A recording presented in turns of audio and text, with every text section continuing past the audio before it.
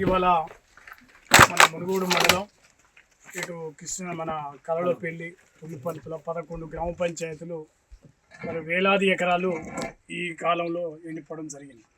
సరే, ప్రధానంగా ఇలా ప్రభుత్వమే దీన్ని బాధ్యత వహించాలి. ఎందుకంటే బ్రాహ్మణ విలీనంలో ప్రాజెక్ట్ ఎప్పుడైతే ప్రారంభమైందో మరి జాలు వస్తున్నటువంటి సందర్భంగా చెరువులకు నీళ్ళు వస్తాయని అనేక రకాలుగా రైతాంగం అంతా కూడా మరి వెలుని పెట్టుకోవడం జరిగింది. తీరా వరి పొట్టకొచ్చే దిశలా ఇవాళ నీళ్ళు రాకపోవడం, తర్వాత సెవనార్ కాలువ, ఎందుకంటే అక్కడ మరి ఆయన ఎవరు మెగా ఇంజనీర్ మన మెగా కృష్ణారెడ్డి గారికి ఇవ్వడం జరిగింది.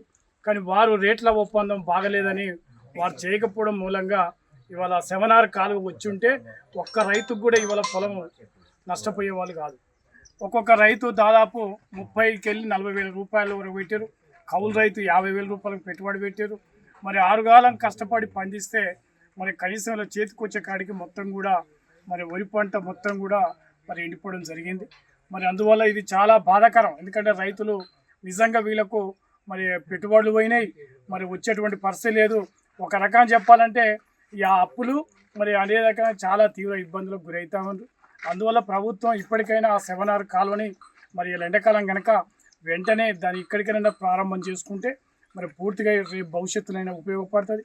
అదేవిధంగా ఇప్పుడు బ్రాహ్మణ వెల్లంల ప్రాజెక్టు మరి నకిరేకల్ నియోజకవర్గానికి మరి నల్గొండ నియోజకవర్గం కాకుండా ఈ మునుగోడు ఇటు ప్రాంతం ఉన్నటువంటి అన్ని చెర్లకు కూడా మరి నీళ్లు నింపడానికి ప్రయత్నం చేయాలి. ఎండాకాలం చాలా వరకు ఇలా తాగడానికి కూడా నీళ్ళు రానటువంటి పరిస్థితి ఉంది. అది పులిపల్పల కానీ లేకపోతే మన సింగారం కానీ ఊకొండి కానీ ఇటు బాగా మొత్తం గ్రామాలు మరి తాగడానికి కూడా నీళ్ళు రానటువంటి పరిస్థితి ఉంది. కనుక మరి ప్రభుత్వం వెంటనే స్పందించాలి. ఇలా ముఖ్యంగా ఎండిపోయిన రైతులందరికీ కూడా వరి పొలాలు ఎండిపోయిన వాళ్ళకు నష్టపరిహారం ప్రభుత్వం దీన్ని గుర్తెరిగి మొత్తం కూడా క్షేత్రస్థాయిలో మరి పర్యటించి నష్టపోయిన రైతులకు కనీసం ఒక 40,000 రూపాయలు ఇవ్వాలని సందర్భంగా డిమాండ్ చేస్తూ ఉన్నాం.